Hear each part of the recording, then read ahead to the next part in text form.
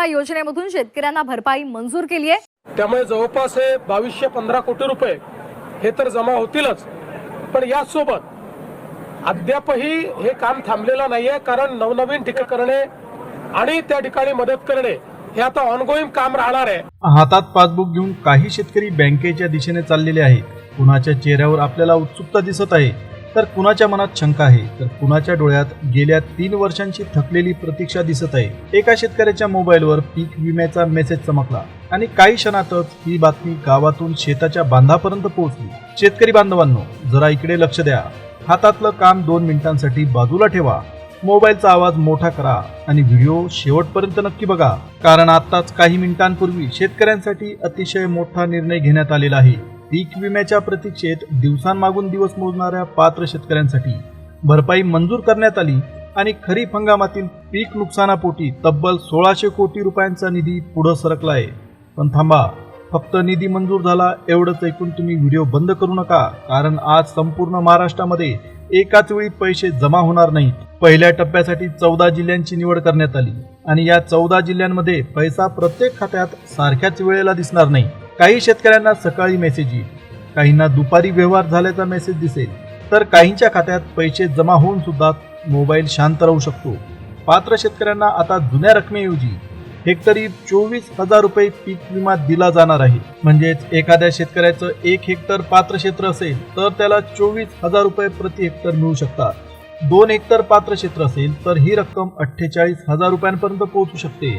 मात्र क्षेत्रफळ, नुकसानाची नोंद, पात्रता आणि सरकारी तपासणी याप्रमाणे अंतिम रक्कम खात्यात जमा होणार। आता इथंच खरी गोष्ट सुरू होते।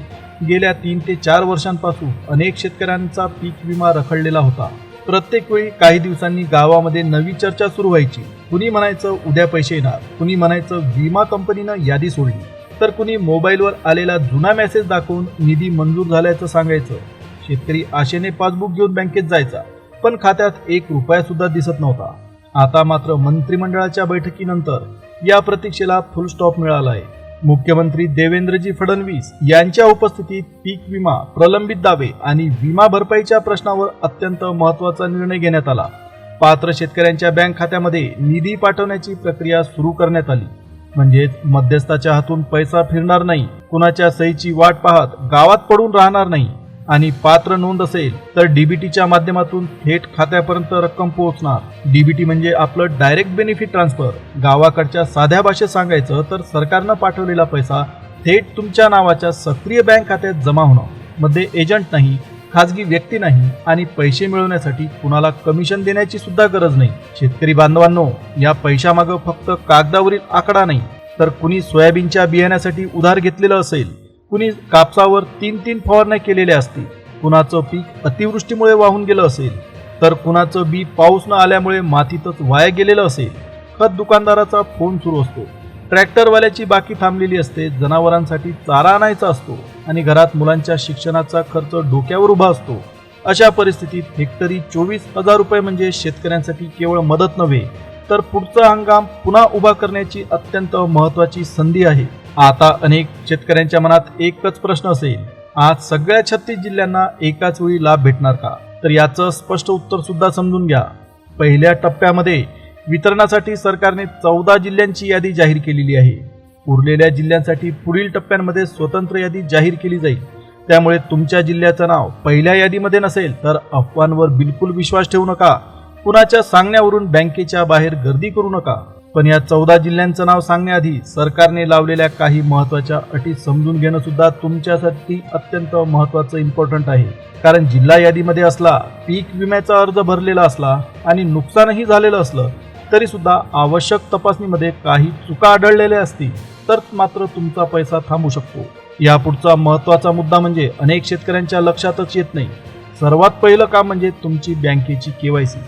तुमचं बँक खातं सुरू असलं, पासबुक हातात असलं आणि मागच्या वर्षी व्यवहार झालेला असला तरी सुद्धा केवायसी अपडेट नसेल तर सरकारी निधीचा तुमचा व्यवहार अडकू शकतो। म्हणजे पीक विमा तुमच्या खात्यामध्ये जमा होणार नाही। लग्नानंतर महिलांचं आडनाव बदललेलं असेल, बँकेत जुनी नोंद असेल, आधारवर नवीन नाव असेल तर ती माहिती सुद्धा तुम्ही आधी दुरुस्त करून घेणं गरजेचं आहे। दुसरं अत्यंत महत्त्वाचं काम म्हणजे आधार कार्ड बँक खात्याशी जोडणं। फक्त आधारची झेरॉक्स दिलेली असेल म्हणजे सगळं काम पूर्ण झालं असं समजू नका.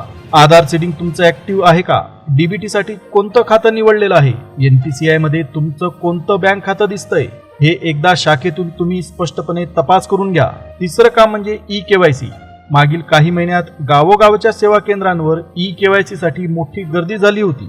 अनेक शेतकऱ्यांनी वेळेत प्रक्रिया पूर्ण केली, पण काहींनी उद्या करू परवा करू असं म्हणत काम पुढे ढकललं. आता निधी वाटप सुरू झाल्यावर त्याच अपूर्ण कामामुळे तुमचा व्यवहार थांबण्याची वेळ येऊ शकते.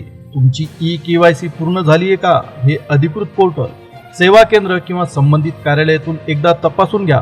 अंगठा जुळत नसेल, मोबाईलवर ओटीपी येत नसेल किंवा आधारवरील मोबाईल क्रमांक बंद असेल तर त्यावर तुम्ही तातडीने उपाय करा. चौथं काम म्हणजे जमिनीच्या सातबाऱ्याशी जोडलेलं अत्यंत महत्वाचं काम. तुमच्या नावावर किती जमीन नोंदलेली आहे, कोणत्या गट क्रमांकामध्ये पीक घेतलेलं आहे, वारस नोंद पूर्ण झाली का, संयुक्त खातेदारांची माहिती बरोबर आहे का आणि पीक विमा अर्जामध्ये भरलेलं क्षेत्र सातबाऱ्याशी तुमचं जुळते का हे एकदा तुम्ही तपासून घ्या. पाचवी तपासणी आहे कुटुंबातील सदस्यांच्या पात्रतेशी संबंधित. एका कुटुंबातील वेगवेगळ्या सदस्यांच्या नावावर एकाच जमिनीचा दुबार दावा दाखवलेला असेल तर प्रकरण तपासणीपर्यंत जाऊ शकतं. आता तुम्ही म्हणाल, आम्ही शहराच्या हद्दीत राहतो पण शेती गावात आहे, मग आम्हाला लाभ मिळणार का? पात्रता पूर्ण असेल, विमा भरलेला असेल, नुकसानाची नोंद मान्य असेल आणि जमीन तुमच्या नावावर योग्यरित्या दिसत असेल तर ग्रामीण किंवा शहरी पत्ता तुमच्यासाठी अडचणीचा ठरणार नाही. महत्वाचं आहे ते म्हणजे तुमचं पात्र क्षेत्र, विमा अर्ज आणि तपासणी. तर शेतकऱ्यांनो, आता तो क्षण जवळ आलाय ज्याची तुम्ही व्हिडिओच्या सुरुवातीपासून वाट बघताय. पहिल्या टप्प्यामध्ये कोणते 14 जिल्हे निवडले गेलेले आहेत ते आता एकामागून एक समजून घ्या. पहिल्या क्रमांकावर आहे आपला नांदेड जिल्हा. खरीप हंगामातील नुकसान आणि प्रलंबित पीक विम्याच्या दाव्यांच्या संख्येमुळे नांदेड जिल्ह्याला सर्वाधिक मदत मिळणार. पात्र शेतकऱ्यांच्या खात्यामध्ये हेक्टरी 24,000 रुपये याप्रमाणे निधी पाठवण्याची प्रक्रिया आता सुरू करण्यात आली. दुसऱ्या क्रमांकावर आहे लातूर जिल्हा. पावसाची अनिश्चितता, पेरणीनंतर पडलेला खंड आणि काही भागातील अतिवृष्टीमुळे शेतकऱ्यांचं फार मोठं नुकसान झालं. मात्र आधार बँक जोडणीमध्ये चूक असेल तर तुमचा व्यवहार थांबण्याची शक्यता आहे. तिसऱ्या क्रमांकावर आहे धाराशिव जिल्हा. कधी पाऊस गायब तर कधी काही तासात मुसळधार पावसाचा मारा. अशा दुहेरी संकटांचा सामना या भागातील शेतकऱ्यांनी केला. पीक विम्याचा निधी मिळाल्यानंतर शेताची मशागत, औषध फवारणी आणि उधारीचा काही भार 100% हलका होईल. आता चौथ्या क्रमांकावर आहे परभणी जिल्हा. स्थानिक प्रशासन, कृषी विभाग आणि बँकिंग यंत्रणेकडून पात्र खात्यांची तपासणी केली जाणार आहे. ज्यांची कागदपत्र पूर्ण असतील त्यांचे व्यवहार तुलनेने लवकर पुढे सरकतील. आता पाचवा जिल्हा आहे हिंगोली जिल्हा. अधिकृत मोबाईल बँकिंग, पासबुक किंवा बँक मित्राच्या माध्यमातून तुम्ही एकदा शिल्लक तपासून घ्या. अनोळखी व्यक्तीला अंगठा, ओटीपी किंवा खात्याची गुप्त माहिती बिलकुल देऊ नका. आता 6व्या क्रमांकावर आहे यवतमाळ जिल्हा. कापूस उत्पादक शेतकऱ्यांसाठी बियाण्यांपासून फवारणीपर्यंत प्रत्येक टप्पा खर्चिक असतो. पाऊस, बोंडअळी आणि बाजारभावाचा फटका एकाच वेळी बसला की शेतकरी आर्थिक संकटात सापडतो. अशा वेळी हेक्टरी 24,000 रुपये मिळाल्यास पुढच्या पेरणीसाठी नक्कीच तुम्हाला मोठा आधार मिळेल. आता 7व्या क्रमांकावर आहे बुलढाणा जिल्हा. 8व्या क्रमांकावर आहे अकोला जिल्हा. 9व्या क्रमांकावर आहे अमरावती जिल्हा. 10व्या क्रमांकावर आहे वाशिम जिल्हा. त्यानंतर नंबर लागतो तो आपल्या महाराष्ट्राच्या उपराजधानीचा नागपूर जिल्ह्याचा. त्याच्यानंतर आहे नागपूर जवळ असलेला वर्धा जिल्हा. त्यानंतर चंद्रपूर जिल्हा आणि 14व्या आणि पहिल्या टप्प्यातील शेवटच्या क्रमांकावर आहे गडचिरोली जिल्हा. दुर्गम भागातील पात्र शेतकऱ्यांपर्यंत निधी पोहोचवण्यासाठी बँकिंग यंत्रणा, स्थानिक प्रशासन आणि अधिकृत ग्रामीण सेवा केंद्रांची मदत घेतली जात आहे. सेवा केंद्र चालक विमा वाढवू शकत नाही किंवा व्यवहार लवकर मंजूर करू शकत नाही, हे सुद्धा तुम्ही लक्षात ठेवा. कुणालाही जास्त पैसे देऊ नका, पण जिल्ह्यांची नावं समजली तर व्हिडिओ बंद करू नका, कारण आता 10 बँकांची यादी सरकारकडून जारी करण्यात आलेली आहे. तर शेतकऱ्यांनो, आता 10 बँकांची यादी सुद्धा तुम्ही लक्ष देऊ नये का? आता पहिल्या क्रमांकावर आहे स्टेट बँक ऑफ इंडिया. दुसऱ्या नंबरवर आहे बँक ऑफ महाराष्ट्र. तुमचं पासबुक, आधार कार्ड आणि आवश्यक कागदपत्र घेऊन तुम्ही शाखेमध्ये जाऊन तुमचं खातं सक्रिय करून घ्या. तिसऱ्या क्रमांकावर आहे युनियन बँक ऑफ इंडिया. चौथ्या नंबरवर आहे सेंट्रल बँक ऑफ इंडिया. 5व्या नंबरवर आहे बँक ऑफ बडोदा. खातं दुसऱ्या शाखेत हलवलेलं असेल किंवा शाखेचा कोड बदललेला असेल तर विमा अर्जामधील माहिती तुम्ही एकदा अपडेट करून घ्या. बँक शाखा बदलली म्हणून खातं बंद होत नाही, पण सरकारी नोंद आणि बँकेची सध्याची माहिती वेगळी असेल तर निधी परत फिरण्याची शक्यता वाटते. 6व्या क्रमांकावर आहे इंडियन बँक. आता या बँकेत खातं असलेल्या शेतकऱ्यांनी मोबाईल क्रमांक खात्याशी जोडलेला आहे का हे एकदा नक्की तपासून बघावं. 7व्या क्रमांकावर आहे कॅनरा बँक. काही शेतकरी जुना पासबुक क्रमांक आणि जुना IFSC कोड अर्जामध्ये देतात. अशा छोट्याशा चुकीमुळे हेक्टरी 24,000 रुपयांचा पीक विमा खात्याच्या उंबरठ्यापर्यंत येऊन थांबू शकतो. 8व्या नंबरवर आहे पंजाब नॅशनल बँक. आधारवर कोणतं खातं शेवटचं मॅप झालंय हे शाखेतून एकदा तुम्ही स्पष्ट करून घ्या, जर तुमचं खातं पंजाब नॅशनल बँकेत असेल तर. आता 9व्या क्रमांकावर आहे महाराष्ट्र ग्रामीण बँक. जर तुमचं खातं महाराष्ट्र ग्रामीण बँकेमध्ये असेल तर कोणत्याही अनोळखी व्यक्तीकडे आधार क्रमांक किंवा OTP देऊ नका. 10व्या क्रमांकावर आहे इंडिया पोस्ट पेमेंट बँक. आता काही दुर्गम गावांमध्ये पोस्टमन किंवा अधिकृत डाक सेवकाच्या मदतीने बँकिंग सेवा मिळतात. या खात्यामध्ये विम्याचा पैसा आला असेल तर अधिकृत पद्धतीने तुम्ही एकदा शिल्लक तपासून घ्या. पासवर्ड, OTP किंवा गुप्त क्रमांक कुणालाही सांगू नका. तुमचा जिल्हा 14 जिल्ह्यांच्या यादीत आला, तुमची बँक 10 बँकांच्या यादीत समाविष्ट झाली आणि तुम्ही विमा भरलेला असेल तरी खात्यात पैसा दिसत नसेल तर पुढची प्रक्रिया तुम्ही नीट समजून घ्या. सगळ्यात आधी 2 ते 3 दिवस तुम्ही संयम ठेवा. निधी सरकारकडून पाठवला गेला तरी बँकेच्या सिस्टीममध्ये नोंद दिसण्यासाठी थोडा वेळ लागू शकतो. त्यानंतर पासबुक अपडेट करून घ्या. पासबुकमध्ये व्यवहार दिसत नसेल तर शाखेमध्ये जाऊन DBT व्यवहार अपयशी झाला आहे का हे एकदा नक्की कार्यालयात किंवा विमा कंपनीकडे चौकशी करताना आधार कार्ड, 7/12 उतारा, विमा पावती, अर्ज क्रमांक, बँकेचं पासबुक, पीक विमा नोंद आणि नोंदणीकृत तुमचा मोबाईल नंबर जवळ ठेवा. या कागदपत्रांमधील माहिती एकमेकांशी जोडली तर तपासणी लवकर पूर्ण होऊ शकते. आता यापुढचा मुद्दा सुद्धा सर्वात महत्त्वाचा आहे. शेतकऱ्यांनो, पीक विमा मिळवण्यासाठी कोणत्याही अनोळखी व्यक्तीला पैसे देऊ नका. बँक, सरकार किंवा विमा कंपनी फोनवरून ATM pin, mobile banking password किंवा OTP मागत नाही.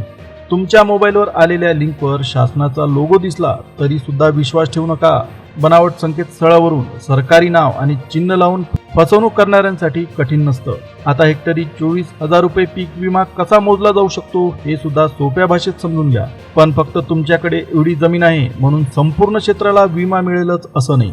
विमा अर्जामध्ये किती क्षेत्र नोंदवलेलं होतं, कोणतं पीक दाखवलं होतं, नुकसान किती क्षेत्रावर मान्य झालेलं आहे आणि अंतिम दावा किती क्षेत्रासाठी पात्र ठरला याप्रमाणे रक्कम ठरेल. शेजाऱ्याकडे 2 हेक्टर जमीन आणि तुमच्याकडे सुद्धा 2 हेक्टर जमीन असली तरी सुद्धा दोघांची अंतिम रक्कम वेगळी राहू शकते. एका शेतकऱ्याने कापूस विम्यामध्ये नोंदवलेला असेल तर दुसऱ्याने सोयाबीन नोंदवलेलं असेल. एका गावात नुकसान जास्त मान्य झालं असेल तर शेजारच्या गावात नुकसान कमी नोंदवलं गेलं असेल. त्यामुळे गावातील दुसऱ्याच्या खात्यावर जास्त रक्कम पाहून माझे पैसे कुणीतरी कमी केले असं म्हणत भांडण करू नका. आधी तुमच्या अर्जाचा आणि मंजूर क्षेत्राचा हिशोब तपासा. गेल्या 3 वर्षांमध्ये दावे स्वतंत्रपणे मंजूर असतील तर खात्यामध्ये एकापेक्षा जास्त व्यवहार दिसू शकतात. पहिल्या वर्षाची रक्कम वेगळी, दुसऱ्या वर्षाची रक्कम वेगळी आणि तिसऱ्या वर्षाची रक्कम वेगळी जमा होऊ शकते. म्हणून एक व्यवहार दिसल्यानंतर सगळे पैसे आले असं समजू नका. विमा अर्जाच्या वर्षानुसार पावत्या तपासा. शेतकऱ्यांनो, या पैशाची खरी गरज कुठे आहे ते गावातील प्रत्येक घराला माहीत असतं. कुणाच्या घरात खत दुकानदाराची उधारी बाकी असते, कुणाच्या ट्रॅक्टरच्या मशागतीचे पैसे थकलेले असतात, कुणाच्या जनावरांसाठी चाऱ्याची व्यवस्था अपुरी असते तर कुणाच्या मुलाची शाळेची फी थांबलेली असते. अशा वेळी खात्यामध्ये 24,000, 48,000 किंवा पात्रतेनुसार त्यापेक्षा मोठी रक्कम दिसली तर घरातील अनेक चिंता मिटतात. मात्र पैसा आला म्हणून तो अचानक मिळालेली लॉटरी समजू नका. सगळ्यात आधी पुढील हंगामासाठी बियाणं, खतं, औषधं आणि मशागतीचा खर्च बाजूला ठेवा. जनावरांचा चारा आणि पाण्याची व्यवस्था करा. कर्जाची तातडीची बाकी असेल तर नियोजनानं काही रक्कम भरा. शक्य असल्यास थोडी रक्कम तुम्ही पुढील संकटासाठी खात्यात राहू द्या. ऑनलाईन गेम, झटपट दुप्पट पैसे देण्याचा आमिष आणि अनोळखी कर्ज ॲपमध्ये रक्कम घालवू नका. शेतकऱ्याचा पैसा घामाने मिळतो पण चुकीच्या एका क्लिकनं सगळं काही सेकंदामध्ये निघून जाऊ शकतं. म्हणून व्यवहार करताना घरातील विश्वासू व्यक्तीची तुम्ही मदत घ्या आणि अधिकृत बँक ॲपच वापरा. आता संपूर्ण माहितीचा शेवटचा हिशोब लक्षात ठेवा. खरीप हंगामातील नुकसानीपोटी पात्र शेतकऱ्यांसाठी 1600 कोटी रुपयांची भरपाई मंजूर करण्यात आली. पहिल्या टप्प्यामध्ये 14 जिल्ह्यांचा समावेश करण्यात आला. पात्र शेतकऱ्यांना हेक्टरी 24,000 रुपये पीक विमा भेटणार आहे. निधी जमा करण्यासाठी 10 बँकांची यादी तयार करण्यात आली आहे. तुमच्यासाठी सर्वात महत्त्वाची 5 कामं सुद्धा तुम्ही एकदा लक्षात घ्या. बँक KYC पूर्ण करणं, E-KYC तपासणं, आधार बँक लिंक आणि DBT सक्रिय ठेवणं, 7/12 आणि पीक विमा अर्जातील माहिती जुळवणं आणि योग्य मोबाईल क्रमांक खात्याशी जोडणं. ही 5 कामं पूर्ण असतील तर अनेक टेक्निकल प्रॉब्लेम टाळता येतील. तुमच्या जिल्ह्याचं नाव पहिल्या यादीत नसेल तर बिलकुल निराश होऊ नका. पुढील टप्प्यात उरलेल्या जिल्ह्यांचा समावेश केला जाणार आहे. तोपर्यंत तुमची कागदपत्र तपासा, खातं सक्रिय ठेवा आणि अफवांपासून लांब राहा. गावात कुणी तारीख किंवा रक्कम सांगितली म्हणून लगेच विश्वास ठेवू नका. अधिकृत बँक शाखा, कृषी कार्यालय आणि संबंधित यंत्रणेकडूनच तुम्ही एकदा खात्री करून घ्या. गावातील वृद्ध शेतकऱ्यांना मोबाईलवर व्यवहार तपासता येत नसेल तर त्यांना पासबुक अपडेट करण्यासाठी मदत करा. पण मदत करताना त्यांचा OTP, ATM पिन किंवा पासवर्ड स्वतःकडे ठेवू नका. त्यांना व्यवहार समजून सांगा आणि त्यांची माहिती एकदम सुरक्षित राहील याची काळजी सुद्धा घ्या. शेतकरी बांधवांनो, ही होती पीक विम्याच्या 24,000 रुपयांच्या रकमेबद्दलची अत्यंत महत्त्वाची माहिती. आजचा व्हिडिओ तुम्हाला आवडला असेल तर व्हिडिओला लाईक द्या. चॅनलला सबस्क्राईब केल्याशिवाय जाऊ नका. जवळच असलेल्या बेल नोटिफिकेशनला तुम्ही ऑलवर सेट करा. आता आपण पुन्हा भेटूया एका नवीन अपडेटसह, नवीन माहितीसह. तोपर्यंत जय हिंद, जय महाराष्ट्र.